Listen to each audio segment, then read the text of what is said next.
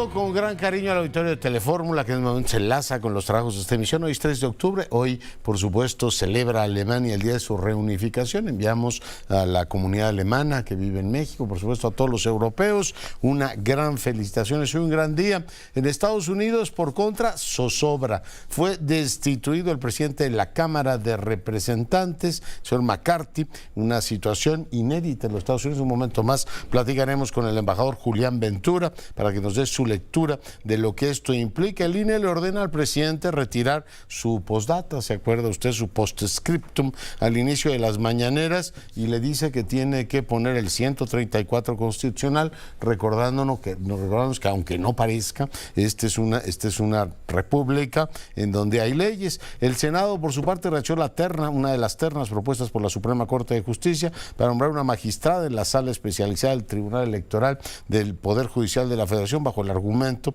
de que las personas que han sido propuestas pues han estado trabajando con en este caso, uno de los magistrados. Bueno, en un momento más le voy a presentar lo que dijo el presidente de la Junta de Coordinación Política en un audio que se oyó ahí en medio. Por supuesto, senadoras de la oposición consideran punto menos que un ataque a la autonomía de los poderes. Bueno, se van acumulando. Ayer platicaba María Marván en este mismo espacio la cantidad de omisiones que tiene el Senado de la República en todos estos nombramientos. Claudia Sheinbaum aceptó la seguridad de Sedena, también lo hizo la candidata Xóchitl Gálvez. Le comento que Claudia Sheinbaum recibió en este caso ya también el bastón de mando del Partido Verde Ecologista, y hoy se reunió un día activo de la ex jefa de gobierno con el doctor Juan Ramón de la Fuente. Se desayunaron, hay una foto en donde pues se ven los dos en torno a una mesa. Le comento que los integrantes del GIEI,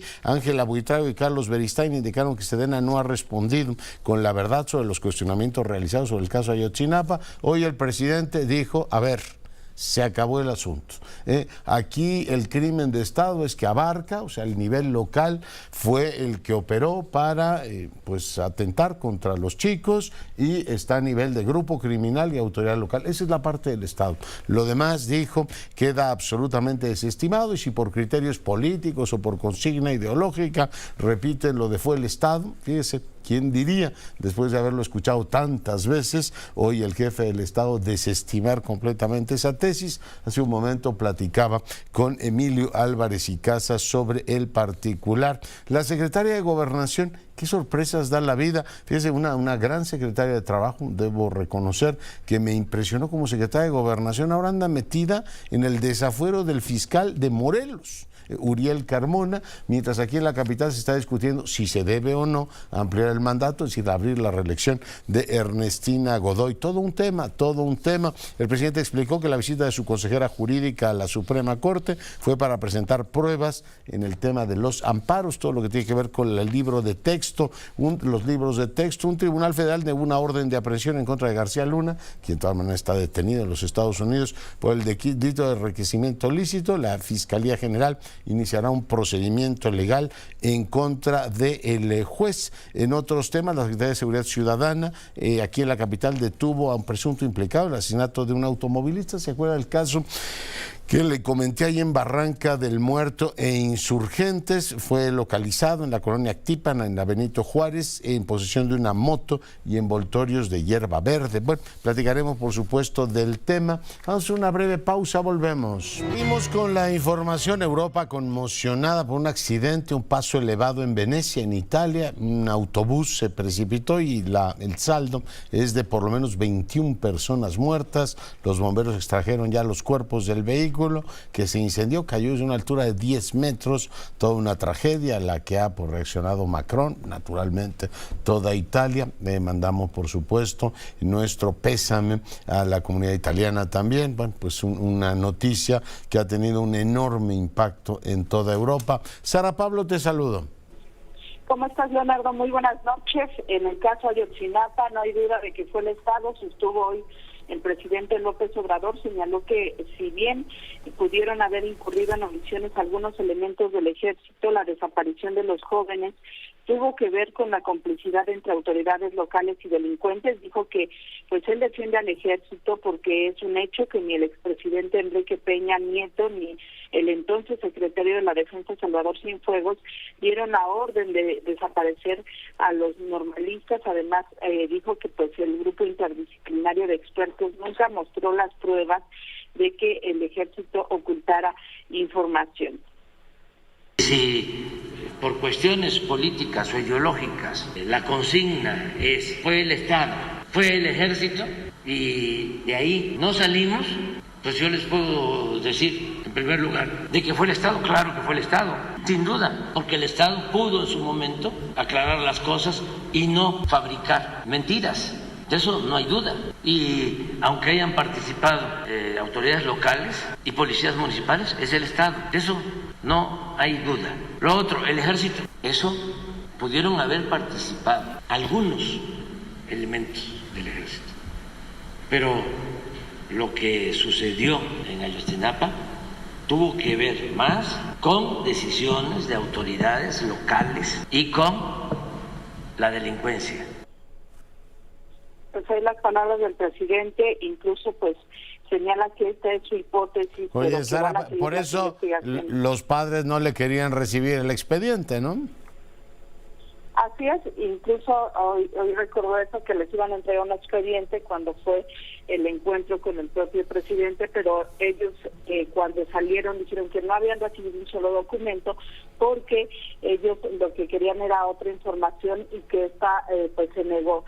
Sostienen que hay una negativa de parte del gobierno de México, en este caso el presidente López Obrador, de que existe esta información, y entonces ellos en protesta pues no recibieron ningún expediente, Leonardo. Oye, todo un tema. El jefe del Estado dijo que un escándalo de los medios porque había ido su consejera jurídica. A mí me parece recordar, mi querida Sara, que él había dicho que nadie de su gabinete iba ni siquiera a tomarles la llamada a los integrantes del Poder Judicial. Por eso sorprende mucho que su consejera jurídica entrara a la Suprema Corte. En cualquier otro contexto no hubiera sido nota, pero hoy les explicó la razón, Sara. Así es, Leonardo, sí fueron pues hace 5 meses, un poquito más, cuando el presidente dio esta instrucción. Recuerdo que estábamos en Veracruz y dijo, ya les dije que ni el teléfono les tomen. Y bueno, pues ayer era esa justamente la pregunta a la consejera jurídica María Estela Ríos, que si pues ya se había reanudado de algún modo la relación con los ministros. Hoy el presidente dijo que fue a entregar pruebas sobre el amparo que impide la distribución de los libros de texto en Coahuila y Chihuahua. Él dijo que no había hablado con ella, pero que seguramente no se había reunido con la ministra presidenta Norma Piña, sino con algún otro ministro que lleve este asunto de los libros. Ya. Oye, todo un tema. ¿Qué más dijo el jefe del Estado, Sara? Pues hoy el reconocimiento también, Leonardo, de que algunos grupos de la delincuencia estarían llevando a cabo un reclutamiento forzado de jóvenes, y el presidente, bueno, pues de algún modo dice que esto se explica porque ahora hay oportunidades de estudio y de trabajo, y entonces que pues el gobierno les ha quitado el semillero y los criminales no tienen cómo enganchar a los jóvenes, y de ahí a que se da pues esta especie de reclutamiento forzado para pues tener justamente esta mano de obra en los cárteles de la droga. Hoy habló sobre la línea aérea también, la mexicana, que entiendo va a estar operando ya en diciembre, Sara. Sí, en diciembre ya el presidente López Obrador ya también dijo que el aeropuerto de Tulum estará listo el 1 de diciembre. Se preparan justamente, pues seguramente para lo que serán las vacaciones de fin de año o las vacaciones de invierno, con la venta de boletos y con este aeropuerto que dijo que pues ya se va a inaugurar el 1 de diciembre. Y por otro lado, bueno, pues ya estarán ofreciendo boletos, se entiende, pues a bajo precio, y que estarán saliendo desde el AIFA, Leonardo. Oye, que no va a haber sindicato, ¿no? Que no va a tener sindicato. Es un patrón, pues ya lo decían los capitalistas, el Estado baja sueldos, no da vacaciones, y además no quiere sindicatos, dirán los patrones. Pues ese es el paraíso, ¿no? Pero bueno, en este caso es el propio gobierno. Sara, muchas gracias. Hasta luego, muy buenas noches. Si me hubieran dicho hace 3 años que el jefe del Estado iba a decir eso, aprovechando su 60% de popularidad, lo que acabamos de oír de Ayotzinapa, había dicho, no hombre, ¿cómo cree? Pues se han construido esa tesis, además después del 2 de octubre, lanzarse una defensa del ejército, que a mí me parece que tiene muchos elementos correctos, pero oír en voz del presidente que durante años manejaron la tesis esta de, y además hicieron política con eso, sacaron raja absolutamente enorme con el tema de Ayotzinapa. Yo preguntaba hace algunos días, bueno, si es verosímil la tesis, podemos hacerlo, porque se ha construido una narrativa absolutamente sólida por parte de los padres de Ayotzinapa y todo ese sector que no quieren oír lo que es la verdad histórica, o la que hoy defiende el presidente. Querían oír que habían sido asesinados por especie de comando así estilo Pinochet y que los habían ordenado. Claro que tiene mucho más elementos gloriosos morir así que morir a manos del crimen organizado, como presuntamente ocurrió. Pero bueno, en este país muere mucha gente. Tengo aquí el informe de seguridad. Por cierto, le echamos un vistazo al tema de los homicidios. ¿Sabe cuántas personas mueren? El homicidio doloso, que había mejorado en julio, en agosto lo tenemos en 2.483. Vuelve a subir, igual que la incidencia delictiva. Ay de mí, volvió a repuntar a pesar de todos los elementos que necesariamente pues deberían ya ser revisados, no por otra cosa, sino por ver si la incidencia delictiva está reduciéndose o no. En el mes de agosto, la última medición son 185.212 delitos. ¿Sabe con cuántos delitos empezó el sexenio? Con 153.000, o sea que tenemos 30.000 delitos más.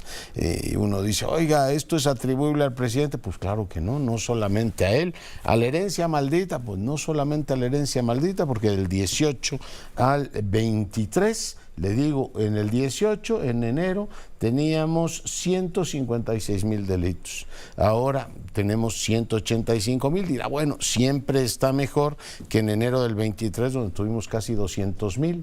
Pues sí, todo eso es cierto, pero tenemos 30.000 delitos más en todo el país, a pesar de los abrazos, no balazos, los jóvenes construyendo futuros, los despliegues y todo lo demás. No es, por supuesto, un tema menor. Vamos ahora contigo, Gustavo Cherkis, adelante. La Real Academia Sueca de Ciencias concedió el Premio Nobel de Física al científico franco-estadounidense Pierre Agostini, a la científica francesa Anne Le Willer y al húngaro Ferenc Krausz por sus métodos experimentales que generan pulsos de luz de segundos para el estudio de la dinámica de los electrones en la materia, en un trabajo que podría avanzar en el diagnóstico médico y la electrónica. Un atosegundo es una unidad de tiempo diminuta, la trillonésima parte de un segundo, donde en ese tiempo la luz recorre una distancia de una trillonésima de metro. Según la Academia, el trío fue reconocido por sus experimentos, por haber brindado a la humanidad nuevas herramientas para explorar el mundo de los electrones dentro de los átomos y las moléculas, con aplicaciones en campos como la electrónica y el diagnóstico médico. De acuerdo al comunicado oficial de esta mañana, los 3 galardonados han demostrado una manera de crear pulsos de luz extremadamente cortos que pueden usarse para medir los rápidos procesos en los que los electrones se mueven o cambian de energía. Las contribuciones de los galardonados han permitido la investigación de procesos que son tan rápidos que antes era imposible de seguir.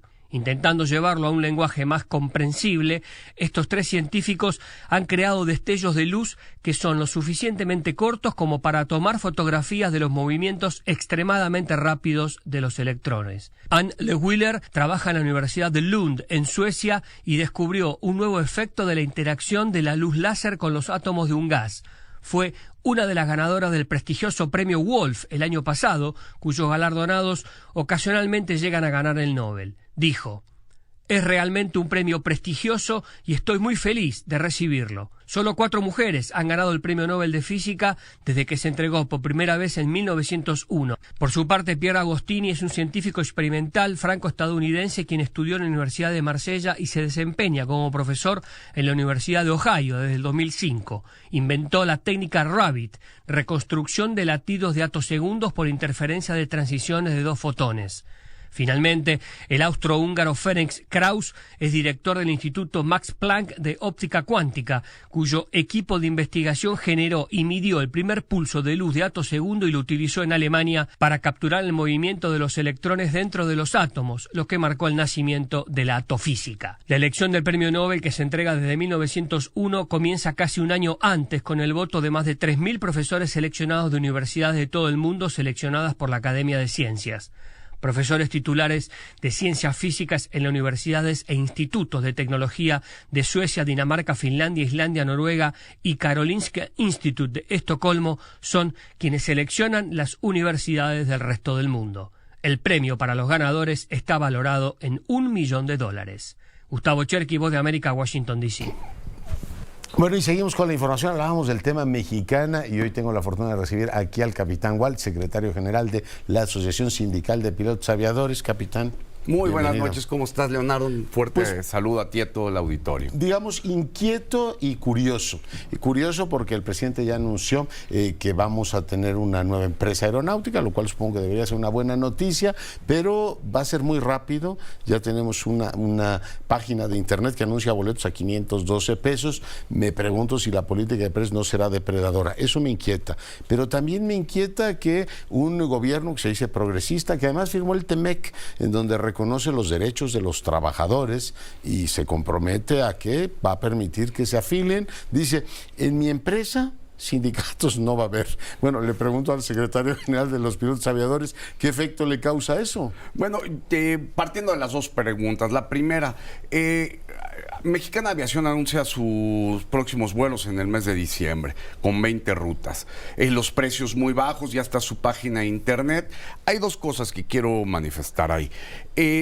Lo que hemos pedido y lo que se debe de pedir siempre es un piso parejo para todas las aerolíneas. ¿Qué quiere decir esto? Que no vaya a existir subsidios. Es decir, si le cobran a Volaris, Viva Aerobús, Aeroméxico el mismo TUA y el mismo precio del combustible, adelante. La competencia es bienvenida, es beneficio para el público usuario, para nosotros como sindicato. Imagínate, mayor fuentes de empleos para toda la familia, para todo México, mayores ingresos. Eso es buenísimo. Pero yo ahí pongo los precios, como lo decimos en el argot de aeronáutico, cuando tú inicias una ruta, empiezas a decir, vamos a calentar la ruta. ¿Qué quiere decir esto? Que yo bajo los precios y la pérdida absorbe la aerolínea, porque ella sabe que es una oferta que, como tú lo estás haciendo un producto en introducción, tienes que reducir tus beneficios y absorber la pérdida. En este caso, tratándose de una aerolínea del Estado. Es parte del modelo de negocio, ¿no? Claro, es parte de tu modelo de negocios. En tratarse de una aerolínea del Estado, pues obviamente no pierde el inversionista, pierde el pueblo de México, claro. Número uno.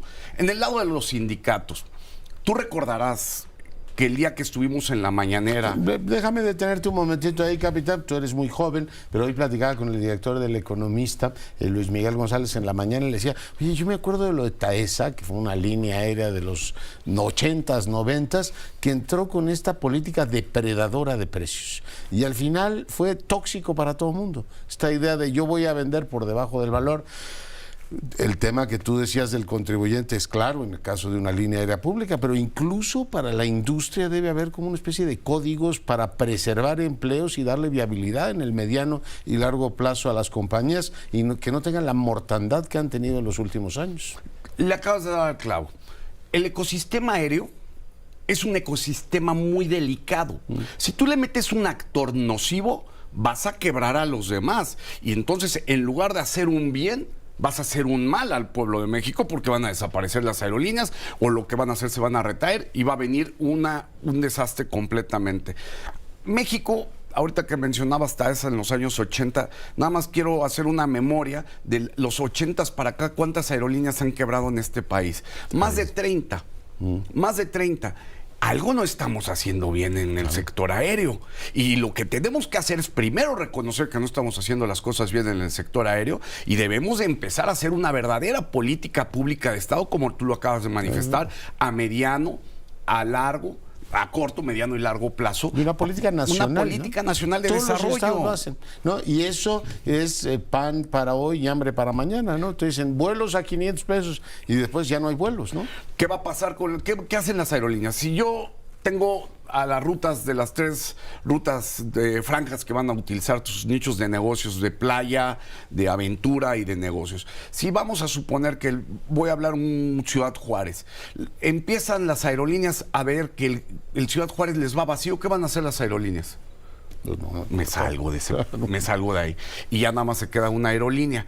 Cuando esta aerolínea empiece a contraerse, cuando tenga demoras, ¿qué van a hacer las demás aerolíneas? Bueno, vuelvo a regresar, pero me voy a proteger con pérdidas y voy a elevar el precio del boleto. Es economía pura. Perfectamente normal. Es economía pura. Por eso el ecosistema tiene sus códigos, tiene sus reglamentos y cómo funciona en todo el mundo. Aquí el problema de México, de este país, es que el TUA, que es concesionario hacia los grupos aeroportuarios, no tiene ninguna regulación. Y en Estados Unidos o en Europa, ¿cómo lo ven? El aeropuerto no lo ven como un negocio, lo ven como un captador de recursos. Por eso cobran muy poco sus TUAs y por eso tienen esa flexibilidad y por eso tantas aerolíneas van. En Europa, por eso te sale un boleto de un aeropuerto secundario a un aeropuerto secundario en 50 euros, 20 euros, porque ellos no cobran el TUA. Aquí el TUA más caro lo cobra el aeropuerto de Monterrey, ¿no? El más barato, el de Cancún. Pero el de la Ciudad de México son $29 y el de la IFA creo que andan en el orden de los 14, ¿Cómo le 15 hacen dólares. para cobrar 500 pesos por un boleto? El de la IFA es más económico. El de la IFA es más económico. Sí, pero ya de entrada eso es una irregularidad. Yo digo que no se puede tener una política nacional de un sector tan sensible como la aviación civil si no hay bilateralidad, ¿no? Si no se invita además un sector tan especializado como ustedes, como las sobrecargos, como controladores, en fin, es un sector que requiere del apoyo de los trabajadores. Por tanto, el que haya bilateralidad en las relaciones de trabajo es fundamental. Sorprende que el presidente haya dicho no queremos sindicatos en la línea del Estado. Mira, el día que estuvimos en la mañana, vuelvo a hacer referencia, ahí platicamos cuando arrancamos el proceso Mexicana, estamos muy contentos, qué bueno que inicia Mexicana, la alma fundadora de mi sindicato, de los pilotos, grandes amigos, maestros de toda la vida, los pilotos de Mexicana, compañeros de Mexicana, claro que estoy muy contento. Pero en ese momento también dijimos, estaba presente el secretario de la Defensa, el secretario de Comunicaciones, el secretario de Trabajo, y los manifestamos. ASPA de México y Mexicana nace de la mano. Le dijimos, queremos nosotros formar parte, ese fue el compromiso, beneficiar a los trabajadores. Y hoy salen las convocatorias que dicen los sindicatos a un lado. Con un gobierno progresista que se ha manifestado completamente reformando la Ley Federal del Trabajo, que dice la Ley Federal del Trabajo, la libertad sindical, la libertad de asociación, es un derecho humano establecido en la misma Constitución.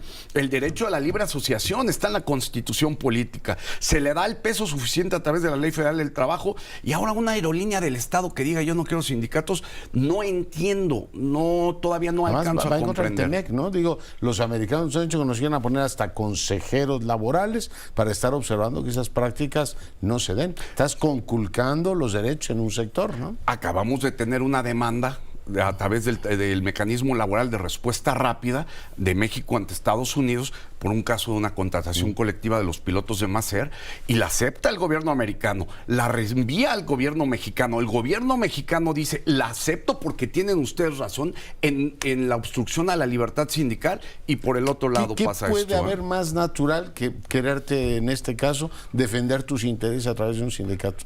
Bueno, es que eso es... Vaya, es antinatural que no suceda en un gobierno progresista, ¿eh? Lo digo muy claro. Todas las letras. Con todas las letras. Es antinatural. El gobierno progresista, un gobierno que le ha apostado a los derechos de los trabajadores, de las trabajadoras del hogar, de los de aplicación, de tantos que se están volviendo así. Bueno, la misma reforma laboral con tantos legitimaciones de los contratos, se le ha dado una fuerza y la primera empresa del Estado dice yo no. Aquí no me pongan. Aquí no. Lo dijiste muy bien. El ecosistema aéreo es muy complicado y muy delicado. Una aerolínea que inicia, que quiero ver qué opina la Comisión Federal de Competencia Económica respecto a si se les van a dar preferencias en el TUA.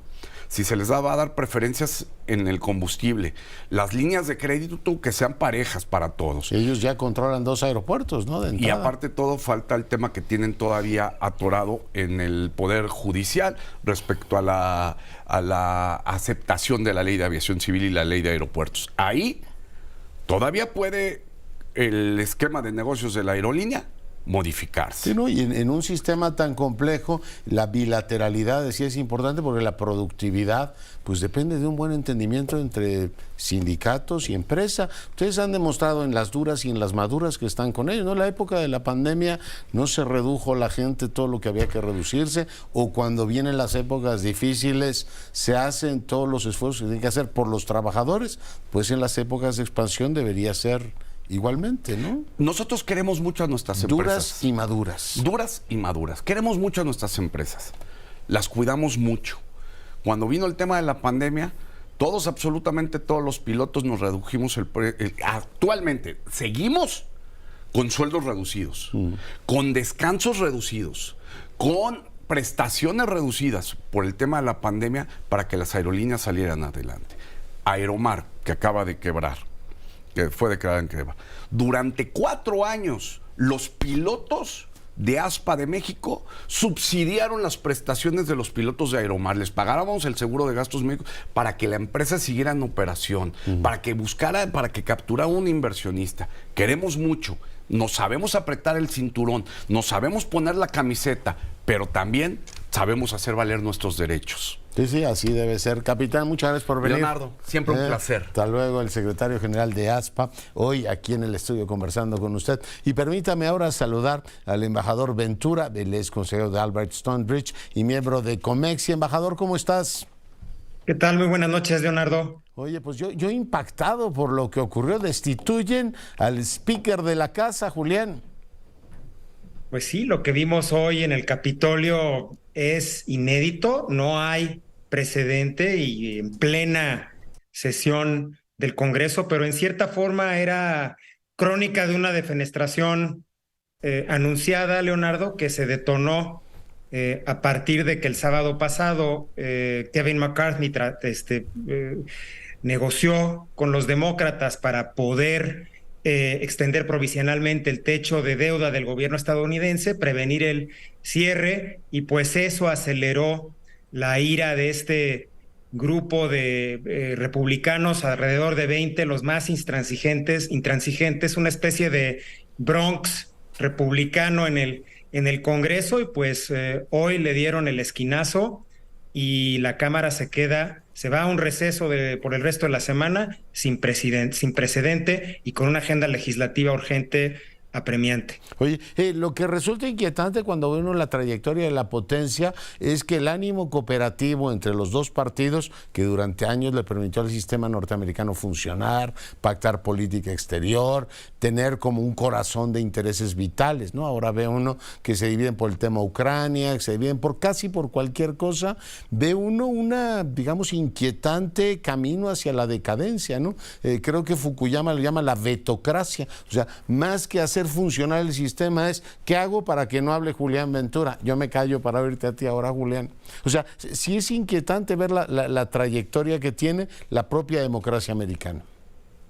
Es una erosión que viene gestándose desde hace tiempo, yo diría que desde que surge la fracción republicana liderada por Newt Gingrich contra Clinton, pero que realmente pues se detona su máxima expresión durante la presidencia del presidente Trump, y pues es representativo de esta erosión de la convivencia democrática, la polarización extrema, y pues es algo que es realmente, además de lo que pasó hoy en la tarde, pues inédito, porque apunta realmente a una disfuncionalidad como rasgo permanente de la gobernanza política en Estados Unidos. Eso, y digo, citaba el caso de Ucrania, ahora veo que todos los europeos se reunieron en Kiev tratando de tranquilizar a Ucrania, diciendo, bueno, tranquilos, si la potencia de pronto tiene una deriva en este sentido contraria al mantener el apoyo a Zelensky, pues tendríamos que apoyarlo entre todos. No sé si los europeos están para dar lecciones, pero sí veo ahí una disfuncionalidad importante, Julián.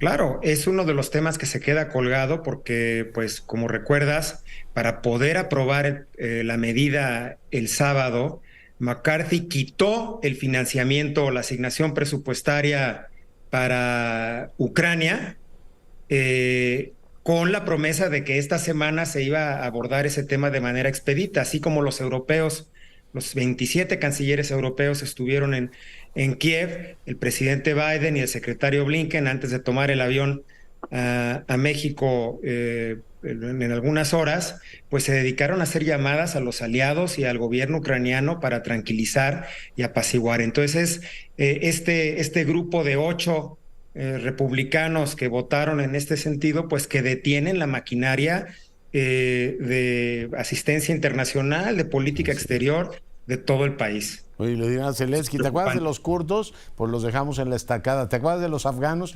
También los dejamos en la estacada. Lea usted en ese pentagrama. Embajador, un placer tenerte con nosotros. Muchas gracias, Leonardo, siempre es un gusto. El embajador Ventura, para fortuna nuestra, hoy conversando con usted.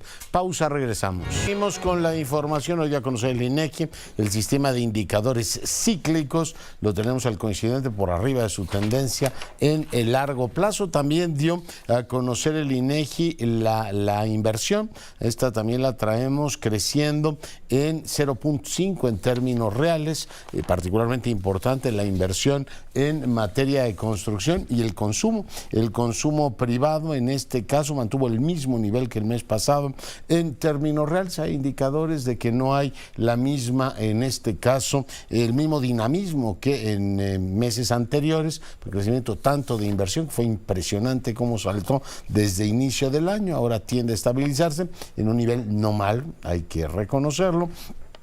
Y como le digo, la construcción y la compra de equipo de transporte particularmente elevado. Le comento que, bueno, pues el día de hoy en el Senado de la República se escuchó un audio en el que el senador Eduardo Ramírez habla de los acuerdos. Vamos a escuchar un fragmento para el no nombramiento de integrantes del Tribunal Electoral. Escuche. Vino una terna de una ponencia y se vio muy tendencioso las violencias y que ayuda también a este cambio cultural a través de un lenguaje cotidiano de sensibilización e consultamos sobre es decir, en el lenguaje tampoco se que tomamos en materia de nombramientos prácticas y la orientación que nos dieron doble sentido es que se desechara. Nosotros estoy tratando de programa nacional conciliar concretamente con el PAN, el PRI en las que hemos buscado hacer el MC que iban a valorar entre y en el tema de los grupos la población de la Secretaría de Educación. Bueno, en otro tiempo hubieran dicho que la línea es que no hay línea. Aquí oímos al coordinador de la Junta de Coordinación Política así abiertamente decir, nos dieron línea de que no lo hiciéramos, lo cual no deja de ser bastante llamativo, aunque no del todo sorprendente, porque claramente este Congreso ha perdido pues mucha autonomía. Por un lado, pues no le cambian una coma a las letras y después a las leyes no le cambian una letra, y por otro lado, pues hemos oído al propio secretario de Gobernación decirles, el ex secretario, en el mejor de los mundos no nombren a comisionados del INAI, y ahora se ve que pues alguien muy poderoso, no sé si sea el 1 o el 1.5, les dijo, ¿saben qué? Pues esa tampoco pasa. Me enlazo con la senadora López Rabadán. Kenia, buenas noches. ¿Qué tal, querido Leonardo? Impresionante, ¿no? La verdad es que escuchar de el senador morenista que ahora coordina a todos los legisladores del gobierno, pues decir que le dieron indicaciones y que la indicación es desechar, por cierto, 3 extraordinarias propuestas de mujeres talentosas, inteligentes, independientes, pero pues ya sabemos que al Obrador, si son mujeres inteligentes y talentosas, pues no le gustan mucho. Es terrible, porque la verdad es que lo que está haciendo es limitando las posibilidades de que la sala especializada pueda estar conformada en su totalidad. Y la verdad es que también lo que demuestran en el Senado de la República las y los senadores de Morena es que trabajan para López Obrador y no trabajan para los mexicanos. Pues pidan hablar directamente con su jefe, digan ya, como para qué perdemos el tiempo, ¿no? Bueno, de entrada no deberían de cobrar su quincena las y los senadores de Morena, ¿no? Digo, la verdad es que es impresionante que haya más de 200 nombramientos pendientes. De verdad, ¿con qué cara cobran su sueldo? 200 nombramientos pendientes porque ellos no se ponen de acuerdo y la verdad es muy, digamos, es pública. Es que a López Obrador no le gusta el INAI, no le gusta la transparencia, no le gustan las autoridades electorales, no le gusta el Tribunal Electoral, en fin. Pero tampoco el GIEI, tampoco la ONU. Nadie está a su altura, senadora. O lamentablemente nadie que no le obedezca, ese es el tema, porque a lo que le gusta es la subordinación. Ahí está la presidenta de la CNDH, ¿no? Que calladita, haciendo todo lo que el gobierno pide, a ella sí le autoriza 1.600 millones de pesos al año, pero a quienes de verdad están levantando la voz y representando a los mexicanos, a esos el presidente no los quiere. Ya. En tiempos del PRI hubiera sido un escándalo, en tiempos de la 4T se ve como normal, ¿no? Todos soldados del presidente. Bueno, pues hoy pareciera que al presidente de la República no le importa nada. A ver, no invita a la presidenta del Senado, a la presidenta de la Corte, a la presidenta de Diputados, porque él quiere sus fiestas patrias solito. Veta, ¿no? Porque incluso esa fue la figura que ocupó, vetó al nombramiento que habíamos hecho, a los dos nombramientos que habíamos hecho del INAI. Ahora, pues claramente le da línea a los senadores para que no aprueben este nombramiento de la Sala Superior de la Autoridad Electoral. En fin, cada vez vamos más como los cangrejos de lado y para atrás con este gobierno de Morena, al que solamente pareciera pues le preocupan las siguientes elecciones, ¿no? Y si ponen a cuál de los impresentables para ser candidato a la jefatura de gobierno, que ya viste lo que está pasando, ¿no? O uno que es el responsable de 1 millón de muertos por COVID, como es Gatell, o la otra señora que lleva pues mintiéndoles a las personas de Iztapalapa durante muchos años, diciéndoles que les va a dar seguridad y agua, y nada de las dos cosas está cumplido, o el otro señor que es el responsable de la seguridad, y en esta ciudad pues los robos a casa, habitación, atención cada vez son más. Pues ahí estamos con el incidente de hoy. Senadora López Rabadán, muy agradecido por el enlace. Te mando un abrazo, querido Leonardo, y bueno, pues ya sabe, hoy lo único es que confirmamos lo que ya sabíamos, y es que los senadores de Morena solamente obedecen al presidente de la República y no al pueblo de México. Te mando un abrazo, bonita noche. Adiós. La línea es que sí hay línea, y lo feo es oírla, ¿no? A ver, que digas esto. Bueno, vamos a cambiar de argumento informativo, vamos ahora a España, ¿no? Donde el rey Felipe VI le ha pedido ya a Pedro Sánchez que intente formar gobierno. Felipe VI ha designado como candidato a la investidura a Pedro Sánchez por su disposición a intentar formar gobierno y tras no prosperar el intento previo del líder del PP. Aquí voy a trabajar en cuerpo y alma para que durante las próximas semanas, en una negociación evidentemente nada fácil, compleja, pero así lo han querido los españoles con su voto, podamos tener el gobierno que creo que merecen y necesitan los españoles y españolas, ¿no? Como ha adelantado en rueda de prensa el propio candidato del PSOE, iniciará mañana mismo las conversaciones con las formaciones políticas que comenzarán con la líder de Sumar, Yolanda Díaz. Sánchez aspira a ser investido cuanto antes, pero no pone fecha a la espera de negociar con los grupos parlamentarios. Es la hora de la política, que es la que no ha hecho el Partido Popular. Es la hora del compromiso con el país. Es la hora de la generosidad para que podamos encontrar entre todos una forma de articular una mayoría parlamentaria que nos permita un gobierno no para una investidura, sino para una legislatura. Quiero en esto ser claro. Y finalmente, es la hora del liderazgo. Feijóo ha advertido que Pedro Sánchez cuenta a día de hoy con menos apoyos de los que disponía hace 4 semanas para su investidura. Pues nos esperan oscuras negociaciones, nos espera una teatralización de la política y nos espera mentiras. Me temo que muchas mentiras. Se trata de la 4ª ocasión en la que Pedro Sánchez recibe el encargo del rey de intentar su investidura. El candidato socialista tiene ahora como fecha límite el 27 de noviembre. De no conseguirlo para entonces, se convocarán nuevas elecciones para el 14 de enero. Bueno, y seguimos con la información. Fíjese que el maestro José Luis Barros, a quien le mando un saludo, va a dictar una serie de conferencias sobre María Callas, 1923-2023, los mitos y realidades, diva o veleidosa, la gran voz del siglo XX. Más información sobre este ciclo de conferencias en proopera.org.mx. Vamos ahora a nuestra sección del Colegio Nacional.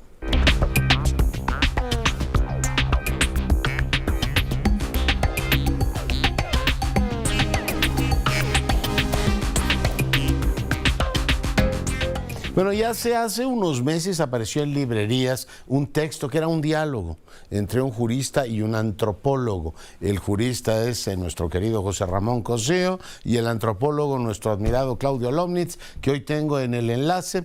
Doctor Lomnitz, ¿cómo está? Buenas noches.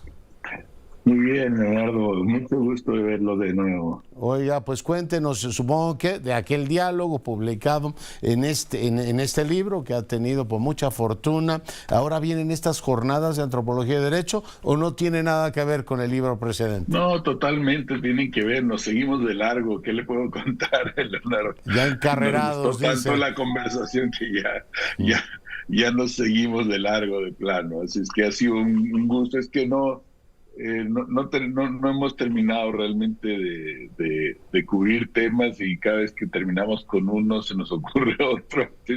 A mí alguna vez me ha dicho Cosío, ha tratado de argumentar de manera bastante convincente, ¿para qué sirve un abogado? Bueno, pues ir poniendo normas y uno se pregunta, ¿para qué sirve un sociólogo? O a usted le pregunto de manera directa, ¿para qué sirve un antropólogo?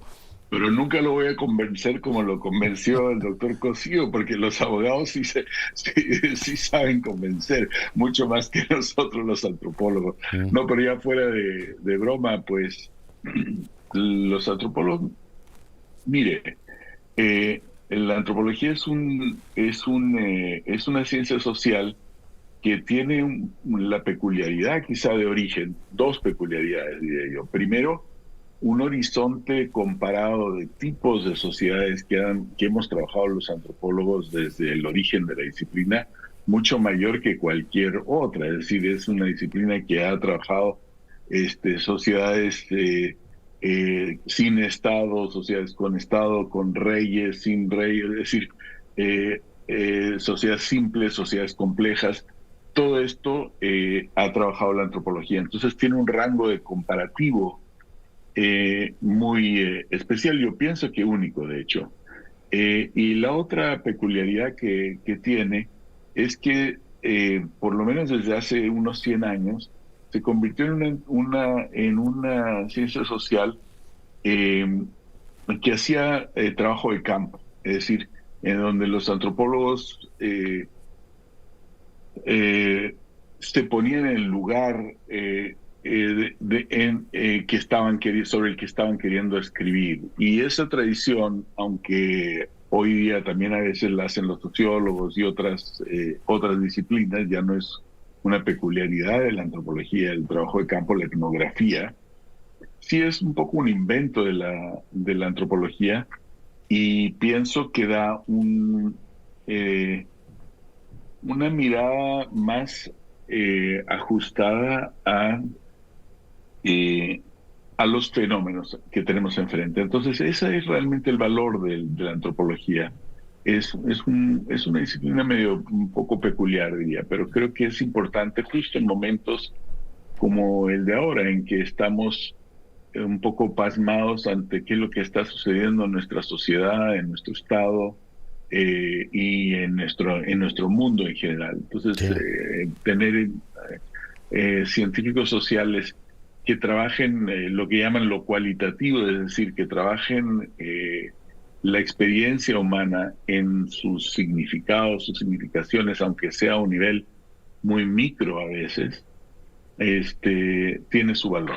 Ya. La conciencia de la muerte, de la desaparición, lleva a muchas sociedades a empezar a entenderse todo su sistema de representación, y para los juristas es un problema que asesinen a un problema, un delito, ¿no? O sea, está tipificado como tal, que desaparezcan las personas. ¿Cómo se encuentran las dos disciplinas? Hace algunos meses, recuerda, platicábamos del caso de los no lugares, ¿no? Me recordaba el caso de Zacatecas, todo este asunto de los desaparecidos, ese vértice entre antropólogos y juristas, por ejemplo, con los desaparecidos, ¿cómo se maneja, doctor? Pues eso ha sido parte de la razón por la que hemos seguido conversando, porque creo que cada uno, por distintas razones, ha encontrado en la disciplina del otro algunas entradas a los problemas que a cada uno nos preocupa, ¿no? A mí, por ejemplo, bueno, ya lo he dicho en otras ocasiones cuando estábamos escribiendo el libro de conversación, de conversaciones, y digo escribir las conversaciones porque irónicamente, como se hizo durante la pandemia, fue una conversación por escrito. Ahora en cambio sí son conversaciones realmente habladas. Yo siempre decía que en mi generación muchos antropólogos le dimos mucho la espalda al derecho porque considerábamos que el mundo de las normas estaba muy desapegado a la realidad y que el trabajo de los antropólogos en la etnografía era ver como lo real. Le creímos un poco, yo creo, la fórmula que manejaban algunos escritores de la generación del medio siglo, del siglo pasado, la época de Fuentes, la generación de Fuentes de Octavio Paz y otros, de la distinción entre el país real, decían, y el país legal. Entonces yo me crié un poco con cierta sospecha hacia el derecho y hacia la utilidad del derecho, porque consideraba que finalmente el derecho sí, que era como una prótesis, ¿no? Que era algo impuesto. Que es algo impuesto y que es algo como, bueno, un deber ser y no lo que realmente es. Yeah. Pero bueno, esa idea era un poco simplista o simplona en mi caso, por lo menos era simplona, porque lo que pasa es que, bueno, el mundo normativo, en primer lugar, el mundo de las normas es parte de la realidad. No es otra cosa, no es así como un mundo imaginado versus un mundo real. La imaginación es parte de nuestro mundo y eso incluye todo paradigma se ve simplón cuando se empieza a desmoronar, pero cómo cuesta ver las cosas con ángulos nuevos. Oiga, van a discutir mañana el tema de antropología de los archivos judiciales. ¿Qué es eso, doctor? Sí. Bueno, mire, lo que pasa es que en estas conversaciones, que ya llevamos como 4 o 5, nos tomamos un poco turnos de que uno la hace un poco de entrevistador del otro en una y en otra, y luego, o sea, que son conversaciones pero que jalan más hacia el trabajo de uno o del otro. Por ejemplo, la anterior que tuvimos era sobre soberanía, y ahí el doctor Cosío más bien me entrevistó a mí porque yo he estado trabajando sobre la relación, la antropología, la soberanía en relación al Estado, ¿no? Diferenciada del Estado también.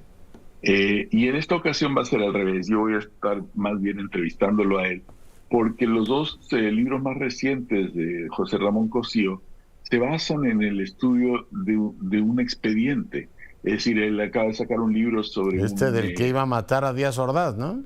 Exactamente, el que iba a matar a Díaz Ordaz, y antes, hace un par de años, o un año o dos, sacó un libro basado en el expediente, algunos expedientes judiciales de los presos políticos del 68.